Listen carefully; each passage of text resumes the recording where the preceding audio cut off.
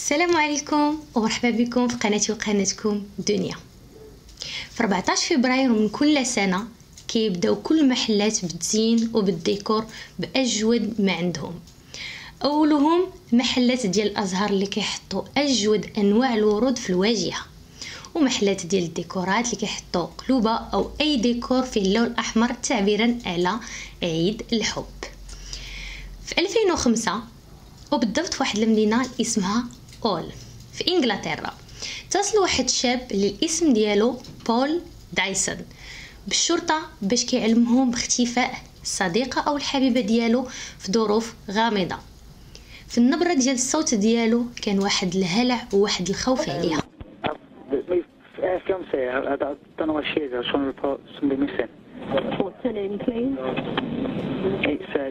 الأصدقاء ديالها ومشى حتى لعند والديها وما لقاهاش. هنا طبعا كيبداو التساؤلات وكيبدا القلق على فين اختفت جوان. وهنا غادي تبدا القصه ديالنا. في 2003 غادي تبدا القصه ديالنا ديال شاب اسمه بول دايسون اللي كان السن ديالو 31 سنه. كان كيشتغل كحارس في مقهى ليلي. واحد ليله غادي تجي واحد شابه اللي الاسم ديالها جوان نيلسون. كان العمر ديالها 22 سنه. جات هي والاصدقاء ديالها للمكان اللي كيشتغل فيه بول. طبعا جلسوا تما دوزوا الليل نشطوا سهره دازت طوب. وكان هذاك النهار فين غادي تتعرف جوان مع بول. طبعا راكم عارفين تعرفت معاه وقع الاعجاب ومن بعد وقعوا في علاقه غراميه، ومن بعد قرروا انهم يتخطبوا لبعضياتهم كاي شبان. من بعد ما وقع الخطوبه بيناتهم قرروا انهم يسكنوا مع بعضياتهم. وداكشي اللي دارت جوان، مشات جمعت حويجاتها باكتاجها ومشات لعند بول باش تعيش هي وياه في دار وحده.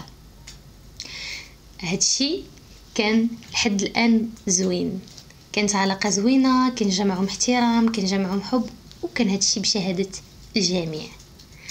فبعضياتهم كانوا خدامين، هي كتشتغل وهو كذلك.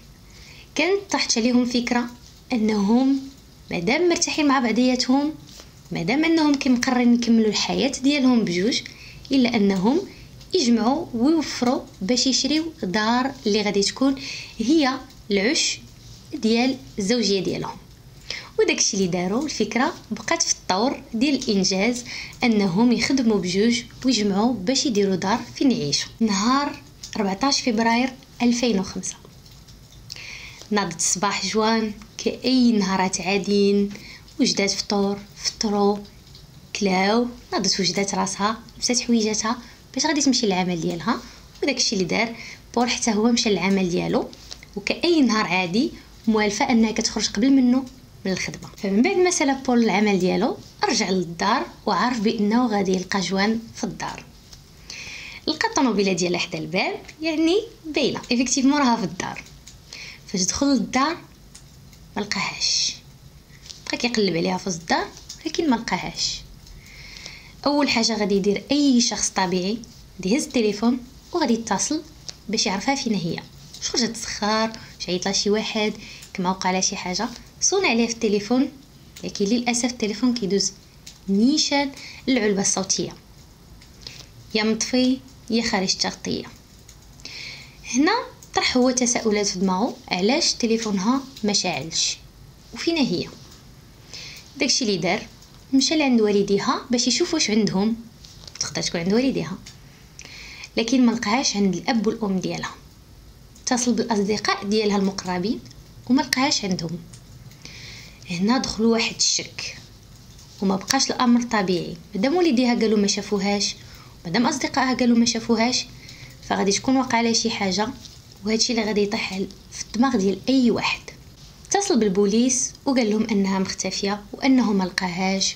وهنا فين غادي يتطرحوا تساؤلات طرف العائله ديالها، الاصدقاء ديالها، وحتى البوليس. بداو كيقلبوا عليها. مور الاتصال ديالو ببضع ساعات بدا كيقلبوا عليها في جميع انحاء المدينه كيشوفوا فين هي جوان. فهاد الفتره هذه اللي هما كيقلبوا عليها، بول جاه انهيار عصبي وبدا كيبكي وشك انها سمحات فيه، كما كنقولوا قال تخلات عليه وما بقاتش بغاتو ومشات بحالها. البوليس من مور ما قلبوا عليها، من مور ما داروا البحث ديالهم، ما لقاوهاش وما لقاو لها حتى شي اثر. فبطبيعه الحال غادي يرجعوا لعندو يسولوه. من بعد ما رجعوا عنده سولوه قالوا له واش كان توقع بيناتكم شي مشكل، تخاصمتوا في داك النهار ولا دابزتوا ولا وقع بيناتكم شي جار، اولا كانت كتعاني جوان من اكتئاب. كان الرد ديالو انه ما دابزوش، ما وقع بيناتهم حتى شي مشكل، وجوان ما كتعانيش من اكتئاب بل انسانه طبيعي. البوليس ما عندهم حتى شي مصدر فين يعرفوا حتى شي معلومه على جوان من غير بول، بحكم هو الشخص الاخير اللي شافها من الاختفاء ديالها.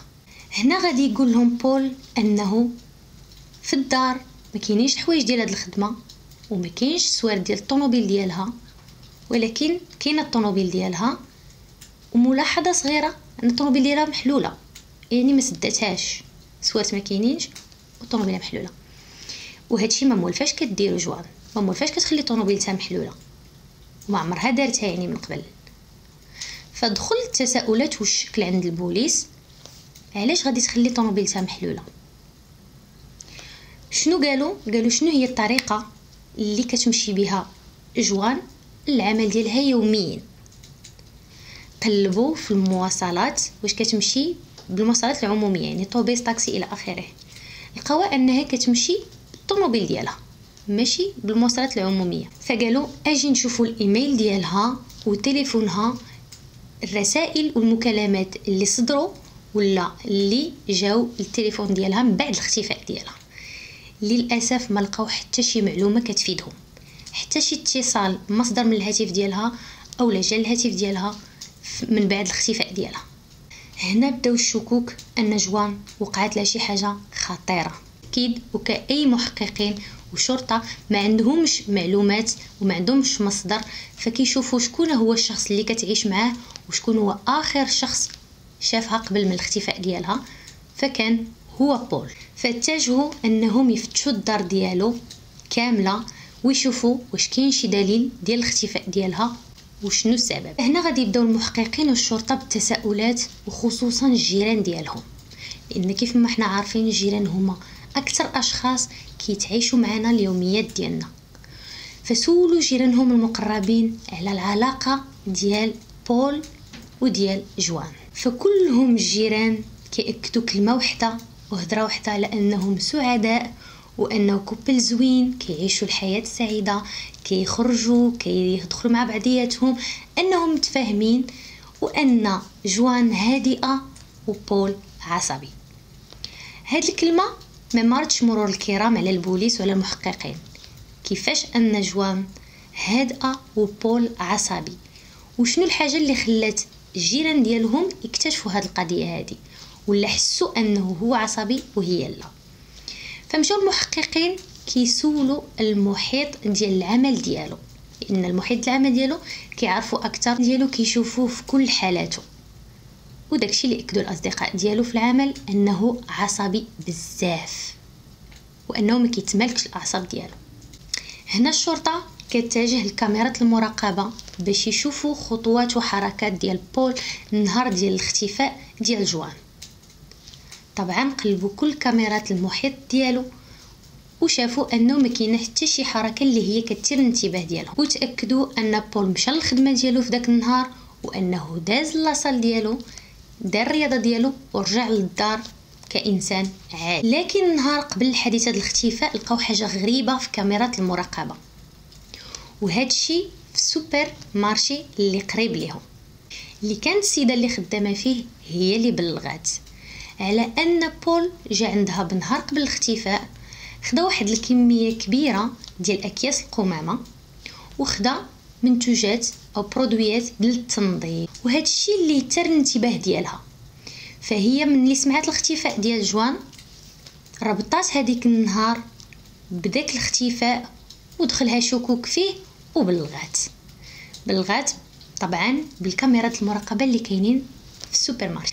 فمن بعد يومين من الاختفاء ديال جوان يعني كيناهز نهار 16 فبراير طلع بول في لقاء صحفي اللي كان كيقول فيه، وكان منهار تماما، انه كل عيد حب كانوا كيحتفلوا مع بعضياتهم، وانه كانوا كيدوزوا نهار زوين.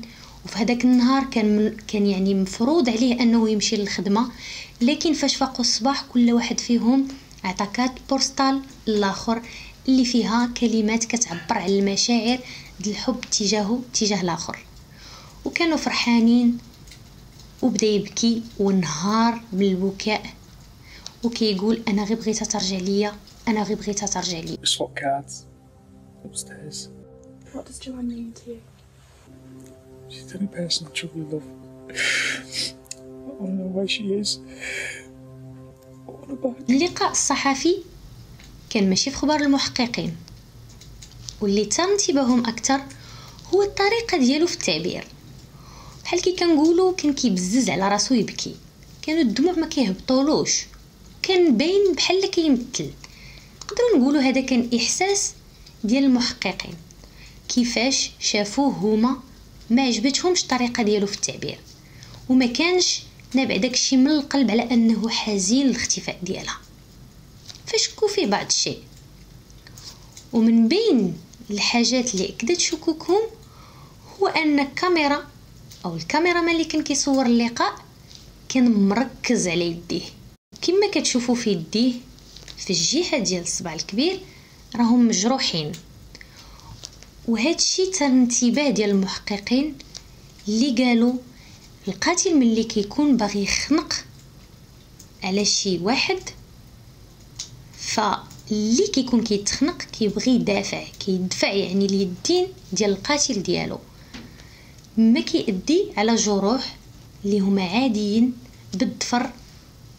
فقالوا هذا ممكن يكون خنقها، يعني شكوا وحسوا من طريقه الهضره ديالو. تما غادي يبداو في التحقيق معاه بعمق، وغادي يكتبوا الاسم ديالو باش يجبدوا السجل المدني ديالو ويشوفوا واش عنده شي سوابق. وطبعا شكوكهم ما كانتش غير هكا، اكتشفوا صدمه انه بول دايسون كان مجوج، والنهار ديال العرس ديالو شد مرته وفرشخها ضرب لدرجه انه اغمى عليها. وهذا الشيء ماشي غير مره اللي دار، فهو تكرر عده مرات، يعني كان ديما كيضربها وكيعطيها ضرب مبرح حتى كتولي مغمى عليها. يعني تاكدوا ان ملي كيضربها وكيغمى عليها هادشي كيفرحو هو وكيجعلو في قمه السعاده ملي كيشوفها مغمى عليها. فعمقوا البحث في الطفوله ديالو وكيفاش عاش ملي كان صغير. اكتشفوا ان الاب ديالو كان مورط في بزاف ديال المشاكل، من بيناتهم عمليه قتل اللي هو كيدوز السجن على قبلها. فسولو واش بول واخد الاب ديالو كقدوه ليه وباغي يمشي على النهج ديالو. اللي زادو عرفوه هو انه بول عنده واحد الكليكه ديال الاصدقاء ديالو كبيره، والكليكه كاملين مجرمين وكاملين ذو سوابق. فبداو كيتسائلوا فاش كيتجمع معاهم وكيمشي عندهم علاش كيهضروا، اشنو كيقولوا. واحد النهار جات الام ديال بول عند الشرطه كتدلي بالاقوال ديالها وكتقول انه ولدها بول دايسون اعترف للصديق ديالو المقرب انه هو اللي قتل جوان نيلسون. فبناء على الاقوال ديالها مشاو واعتقلوا الابن ديالها، جابوه لقسم الشرطه وبدا معاه التحقيق. واجهوه بالكلام ديال الام ديالو شنو قالت، انها قالت هو اللي قتل. فما استغرقوش وقت بزاف معاه في التحقيق واعترف انه هو اللي قتلها. قال انه هذاك النهار دابزو دباس كبير بزاف، وانها ديما كتشكى منه انه ما كيعاونها في والو، كاع المسائل ديال الدار مخليها عليها لدرجه انه ما كيعرفش يخدم ماكينه ديال التصبين. فهو ما تحملش وقام بالخنق ديالها. فملي طاحت جوان جثه هامده قدامه فقد الاعصاب ديالو وما عرفش شنو يدير. تفكر انه عنده ميكات ديال القمامه في الدار، مشى كيجري خداهم، شد الجثه ديالها وغطاها بالميكات، دخلها في الطوموبيل ديالها وساق وما عارفش فين غادي.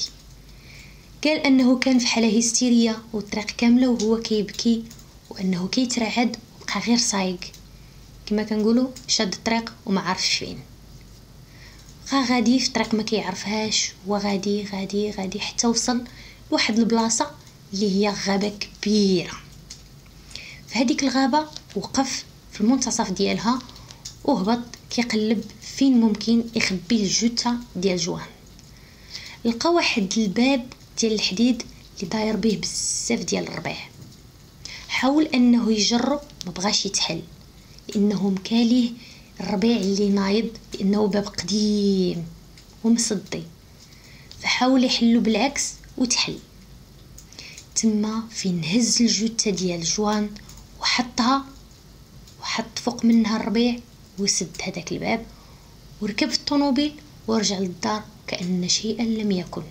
طبعا البوليس وبعد الاعتراف ديالو اللي بالاقوال ديالو فهزوه في الطوموبيل ومشاو في نفس الاتجاه اللي كان شاد ملي كان هاز جوان.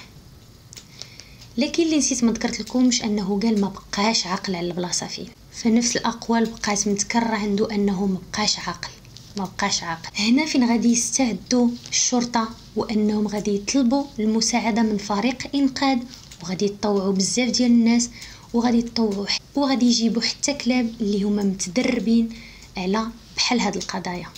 وجابوا حتى طيارات الهليكوبتر مده 3 ايام هما كيقلبوا، لكن للاسف ما لقاو حتى شي حاجه. كما حنا عارفين من غير الجثه فالقضيه ناقصه، والجثه هي الحاجه الوحيده اللي غادي تثبت واش كلام بول صحيح ولا كيكذب وشنو السبب الوفاه ديال جوان.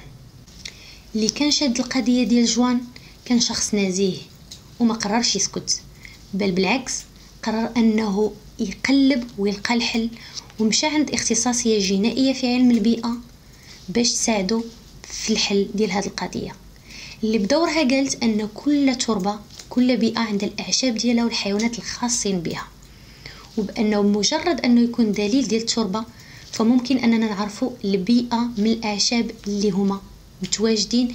فطبعا كاينه العينه في الرويد ديال الطوموبيله ديال جوان.